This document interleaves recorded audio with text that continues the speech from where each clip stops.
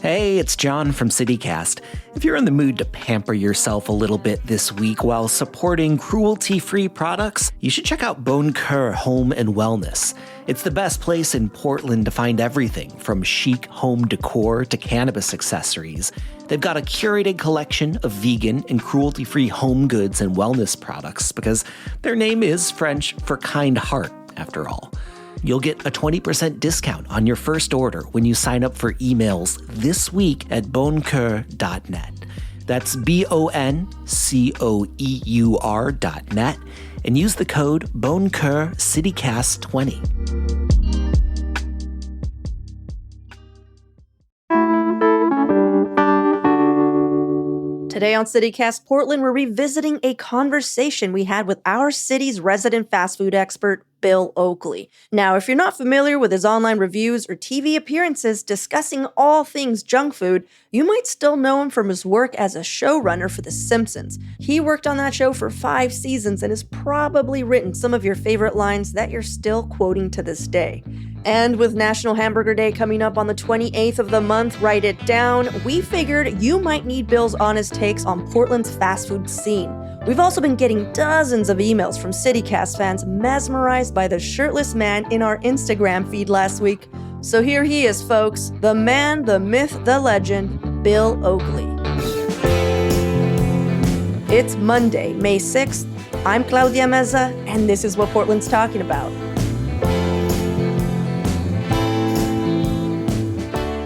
Welcome, Bill. I've been looking forward to this interview. I'm a huge fan of The Simpsons and your food reviews, and so it's super exciting to have you on the show. I've been watching your Instagram feed since 2018. Wow. Oh, well, thank you very much. I'm honored.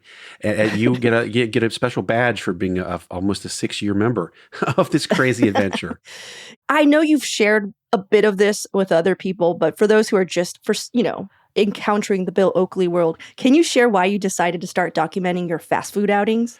Well, food has always been my hobby, and the advent of large-scale social media has allowed me to make it into more of an unpaying job than a hobby. So I have always been the kind of person who always wanted to try the new flavor of Oreos, the new types of potato chips, the new item at McDonald's, for instance. And then in 2018, when McDonald's decided to start having fresh rather than frozen beef for their quarter pounders, I went out. I want to be the first one to get one. And then I was like, maybe I just make a video because if the photos aren't going to do it justice. And I did make a video. It took me 3 hours to stitch together 2 shots because I didn't know anything about video on the phone or whatever. And it actually got it got a fair amount of attention for me. I had a couple hundred Instagram followers. The head chef at McDonald's saw it and people were like, hey, congratulations on your new career as a food blogger. I think McDonald's actually said that. And I was like, well, maybe I should keep doing this. And it just kind of snowballed from there. Yeah. Now here we are 6 years later. And I'm on the History Channel on the Food That Built America as one of their experts on, American food culture history. And I get invited to write articles and be on panels and stuff. So that's insane. It's pretty much an unpaying job, but it is a lot of fun. I feel like you got a lot of attention because of your, prior life as a writer for The Simpsons. You wrote some of the funniest sketches, steamed hams. I feel like you created so much culture. So I love the idea of your second act being, you critiquing a certain aspect of it. Well, thank you. And I wrote all that stuff with my partner, Josh Weinstein, except for steamed hams, which I wrote myself. And it is, yes. And it, particularly steamed hams, has taken on a life of its own over the past couple years. But and that's part of the reason why I have this club called the Steamed Ham Society, which is a whole bunch of people all over the world, just like me, that want to talk about food all the time. Another thing that I found interesting was that you moved to Portland. I was wondering if your time on The Simpsons had anything to do with that decision, because did our city just make sense to you after writing a pretty fictional version of it? Honestly, it didn't really have anything to do with that. The Simpsons Portland connection is a lot bigger now than it used to be. At the time, it was just we got Kearney, we got Lovejoy, we got Quimby, and that kind of thing. And we didn't even talk about it that much back in the day. And I think since that Portland has taken on a much larger role in the American scene in the past 15 years, I think people have become more aware of that. But unfortunately, the answer is it was just because I wanted to move to a place that was really fun to live in, where they had good public schools to raise my children in. Well, did you happen to see that scene where the Simpsons visit Portland for the first time a few years ago? I did see that episode. It was actually a whole episode, as I recall, or at least one Yeah. act of an episode. I really enjoyed it. I had nothing to do with it.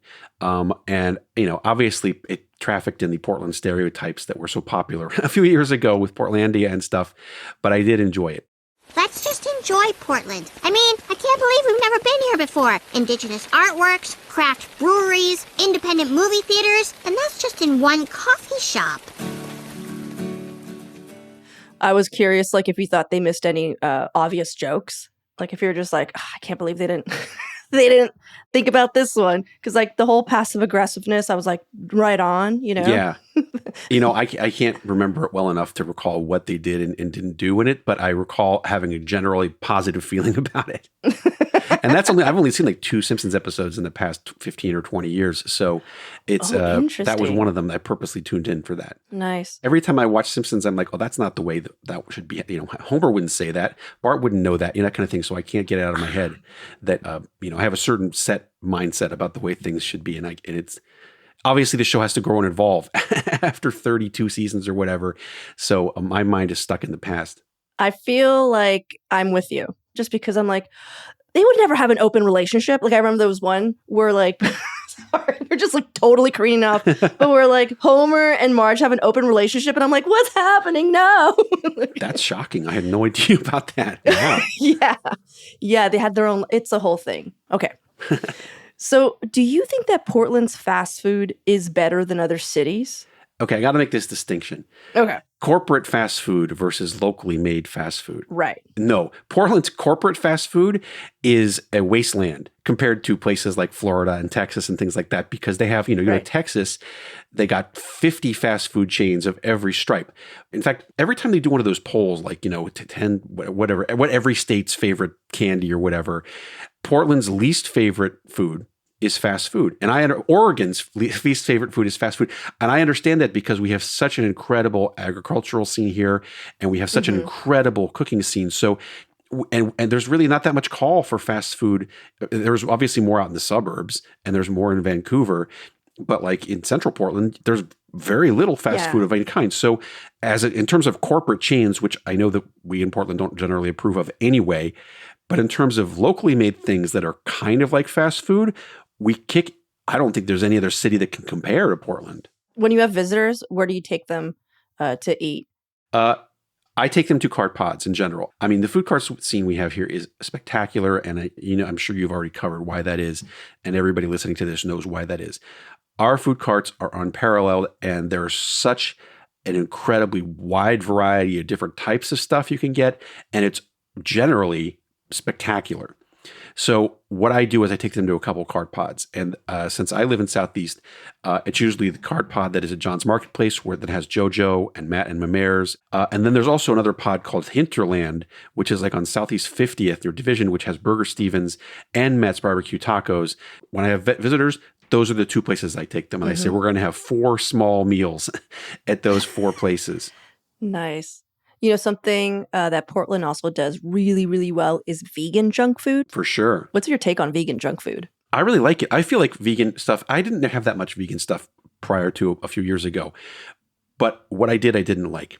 And I think that recently, or in the past couple of years, it has turned the corner where sometimes I can't even tell the difference. It used to be cheese. The cheese was the issue for me. But now there's vegan cheese that I can't discern from regular milk cheese. Right. And the same with a number of meats. And I think there's a couple places that I went to. Gnarly's, the food cart Gnarly's, if you haven't been there, it's amazing. The Gnarly's burger is as good as all the best beef burgers in town. And I would have a hard time figuring out that it wasn't vegan. And pizza, Boxcar Pizza we have. Have you been to Gnarly's? Oh yeah. Well, no, I've been to Boxcar. I have yet to go to Gnarly's. Gnarly's is on Southeast Oak and Southeast 9th. And I know Boxcar's around there, right? It's in the zipper, like 24th and Sandy. But in any case, the answer is vegan food has arrived. Vegan junk food especially. Yeah. Did you know that Oregon invented the tater tot? I was just curious. I did kind of know that because of the Ore-Ida thing blew my mind the first time I figured that out. And it was only a few years ago. Like, oh, wait, it's Oregon and Idaho. Yeah. And they, I guess, invented the tater tots. So yeah, it's a remark. Also, when you drive, if you ever drive out there, you drive right past their factory, which is kind of near the border, and it's a remarkable thing to see. Oh, not driven by there.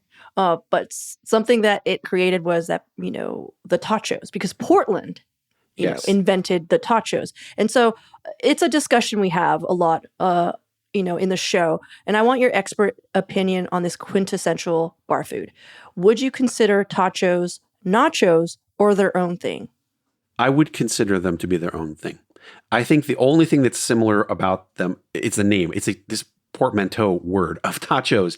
It would just be loaded. A lot of places call them loaded tots, And if you just were to order loaded tots, you would not even think for a second these are nachos. Thank you. That is my opinion. Because it's like, oh, then why don't we just, put tots in a burger instead of a patty and then, call it tot burger? Obviously, that's not a hamburger. Like, it's just a sandwich tot. It's a fun thing to say, for sure. Tachos, but it's not a type of nacho. Right. It's like it's more closer to those things like that people call like the stuffed baked potatoes and things like that. I mean, it's not even in the vein of a nacho. Thank you, Bill. Thank you. You're welcome. Are you a fan of those? Like, I was curious if you have like a favorite or. Yeah, I do. And I don't think I'm alone in this opinion. Bottle Rocket has the best tater tots in town. Those fish sauce tots they have are delicious. Also, their burgers are top notch too. But in terms of places that have non-fish sauce tots, Bunk Bar to me is always the best. I think they have a couple locations, including that new one in Bridgeport Village. But I've had it at the normal one on Water Avenue, and I love their tots, man. They used to have a location, like a much smaller space. And I just remember, and this was like over 10 years ago, Bill, and like we would all we would pack in. But I do miss those days, like going into their sandwich shop that was like a little shoebox and then like walking out and smelling like all their sandwiches all at once. I have to ask now, like, who do you think makes the best burger in town? Okay, now I know you have opinions. This, for sure, I have opinions about this. This is going to be a very long, complicated answer. I did a survey of most, if not all, of the burgers in Portland in 2020, 2021 with the people from Portland Monthly. And I was on a team, and we tried easily over 100 burgers in this town. And some of the places are out of business now, but I did get a really good idea of the burger landscape. And the answer to your question is it's a 7-way tie. Okay. The problem is that everybody has a slightly different type of burger that they like. Some people like smash burgers, some probably traditional burgers. Some people like unusual burgers. My preference for a burger is a classic burger, meaning the toppings you would get on a Quarter Pounder Deluxe, which is lettuce, tomato, onions, sometimes pickles, mayo, maybe ketchup, mustard. Okay. And so I don't even. No cheese? Oh, cheese, of course. The cheese goes without saying. Okay. But the best burger in town that is not that type of burger is the steam burger at Kennard. And I think everybody knows that. Those burgers, I mean, they're like White Castle style burgers. And they're amazing. I could eat 1,000 of them. But I'm limiting this because we only have, a couple hours to discuss this. I'm limiting it to 7. Okay. And I'll reel them off. You can ask questions about them. But it's a 7-way tie between, well, first of all, Gnarly's, the vegan place, is in there amongst all the beef burgers. Fuller's Burger Shack, which is a spinoff of Fuller's, a coffee shop that's been around since 1947. Oh, I didn't know that. They have a location out at Cascade Station, and they also are opening a new one in the mall in Pioneer Place. Mid-City Smash Burgers Deluxe Boy. Everybody knows them. Farmer and the Beast, which is a food cart at the Nob Hill Cart Pods on Northwest 24th, I guess it is. Spectacular smash burger. Sure Shot, which is another cart. And that place has delicious burgers, and they have a lot of interesting variations on that burger too. Yeah. Hit the Spot has always been one of my favorites. Hit the Spot used to be a cart on Sandy. Now it is actually a restaurant at like 11th and Morrison. And then finally Burger Stevens, as I mentioned, which has 2 locations, one of them at the Hinterland Pod, which I already talked about. So those burgers represent kind of a spectrum of traditional burgers. Some of them are smashed, some of them are not. They all come, should you request it, with those traditional toppings. And honestly, it just depends on what I'm in the mood for, right? And what your personal preference is. Like, I don't like brown mustard on a burger or whatever, that kind of thing. So it's impossible to rank them I can't say any of them are the best because each one of them is the best at its individual moment. Okay, well, let's take a quick break here. And when we return, I have a very controversial question to ask Bill Oakley.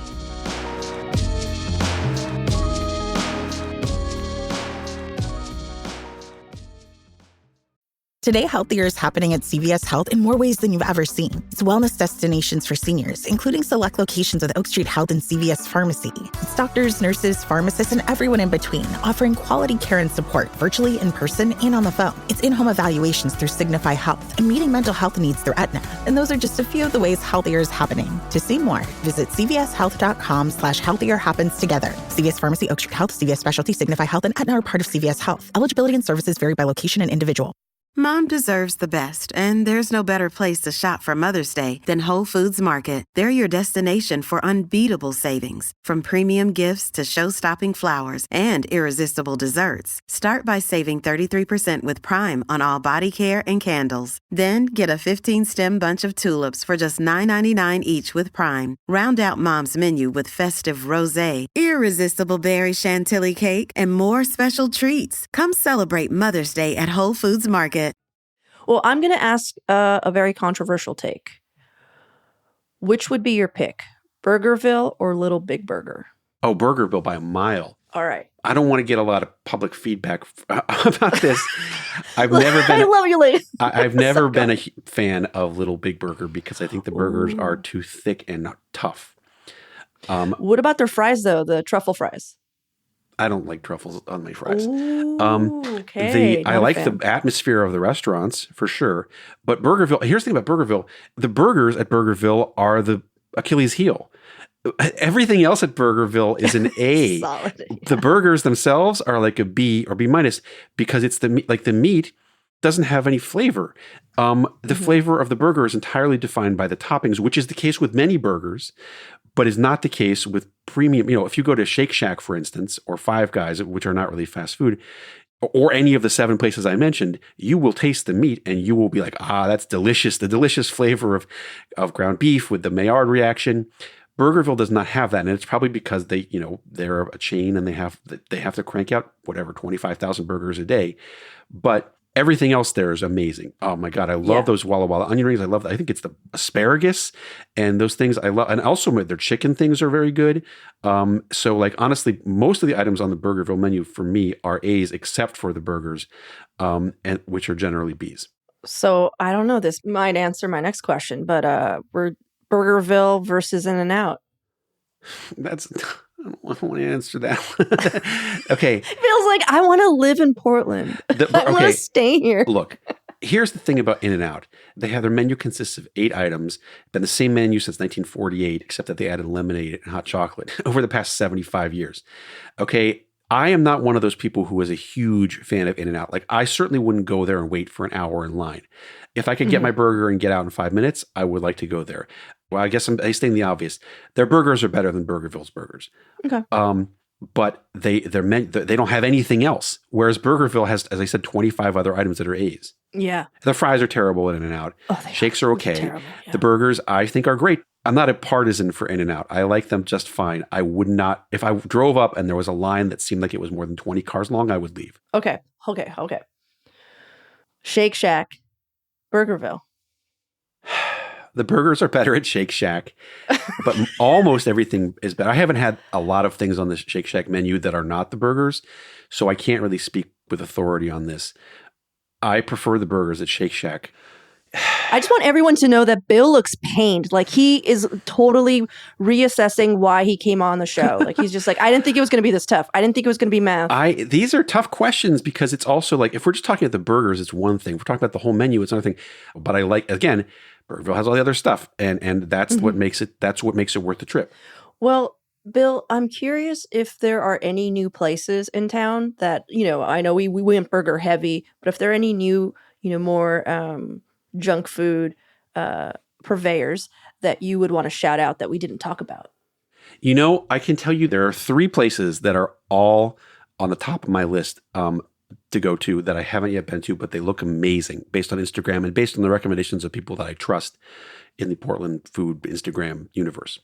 The first one is suspense.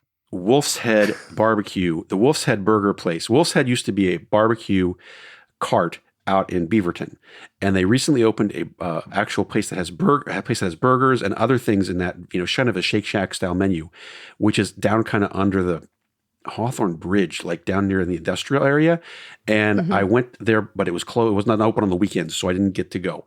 But that place, every time I see it on Instagram, I'm drooling, and people I trust tell me I gotta go. So I'm going to go there. That's exciting. Next is another burger place that's a pop-up called Champ's Burgers. And this place pops up, and apparently there's like immediately 100 people in line because it's so good. And apparently they make everything from scratch, including the buns. They make themselves. Whoa. And it pops up periodically at various places, mainly in the Southeast, I think, on Foster and so forth. So that place I'm dying to try as well. Oh, and then lastly, a new place that's opened that apparently has some pretty good auspices called Los Burros Supremos, which makes a variety. It's on Division in that building kind of near Stumptown Coffee. And it makes a pretty interesting variety of burritos in a number of different forms, and they also have other like stuff that's queso. I see looks amazing. So that's the third place that I'm very excited about going to. Yeah. Oh, I feel like Portland needs to embrace queso just a lot more. Because imagine if like the way Portland makes food, if they just like really went into queso, oh my God, we'd be unstoppable. I think there's something there, especially the queso with tots, combining that. But yeah, queso is addictive. Even lousy queso is still pretty good. And it's like, I have no matter how much I'm given, I have a hard time not eating the whole thing.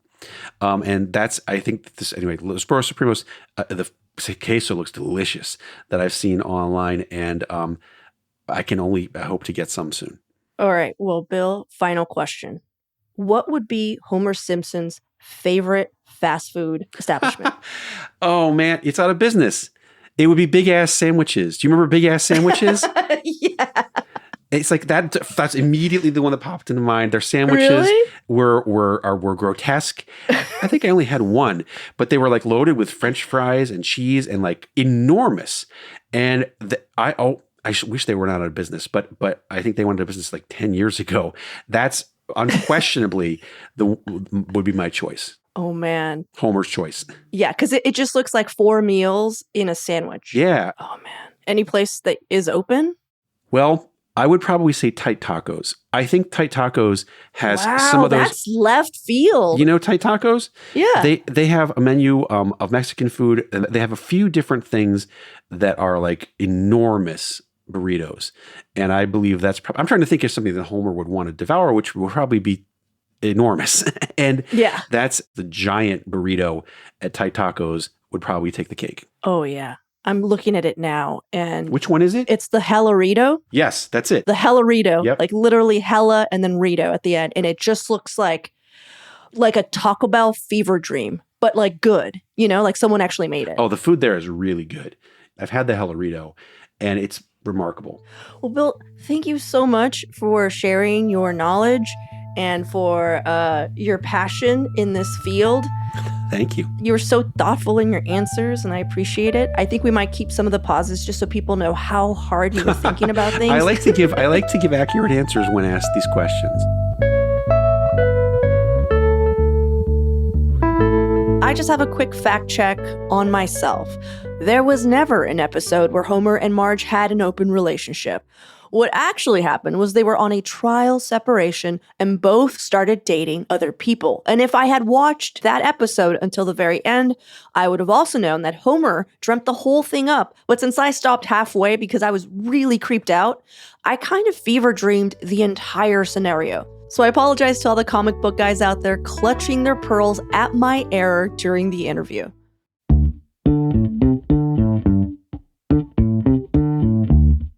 Well, that's all for today here on CityCast Portland. Thanks so much for listening. We'll be back tomorrow morning with more from around the city. Until then, see you at Slim's.